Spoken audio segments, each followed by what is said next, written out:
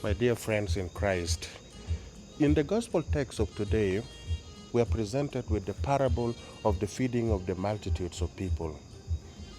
A similar story runs across the synoptic gospels, the feeding of the multitudes of people. Now, there is no better exemplification of the loop of the grace of God that we can actually use to explain the theological meaning of the parable of the feeding of the multitudes of people. In other words, it is the multiplication of the bread and the fish to feed those who gathered around Jesus. The feeding of the multitudes of people in the Gospel of Matthew that we are presented with today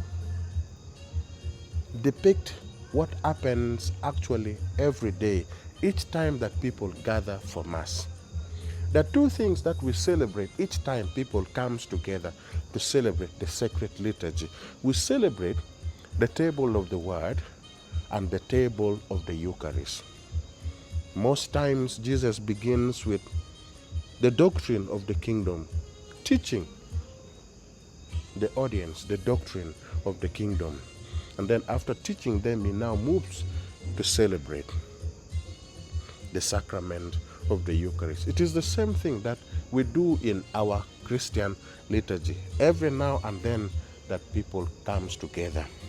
The second lesson we draw from this parable, the story of the feeding of the multitude of people, is the hungry mob, the people who gathered around Jesus to listen to him.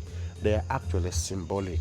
They represent the entire human race, right from the time of Adam and Eve, those who were starving, those who were completely empty. Now, what happens in our time today is we have tried to fill up our emptiness with honor, wealth, pleasure, domination, and all the material things.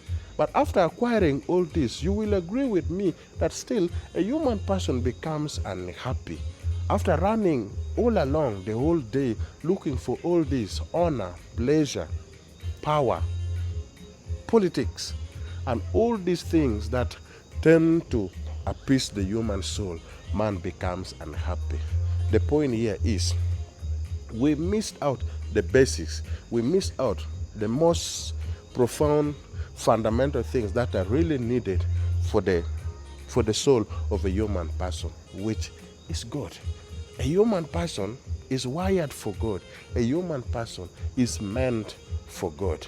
So man must yearn for God. The way these people who gathered to listen to him, they were yearning for Christ. They were yearning to listen to him. That's why Christ brought them together. We see power, how powerful God is to draw closer back to himself, his creation.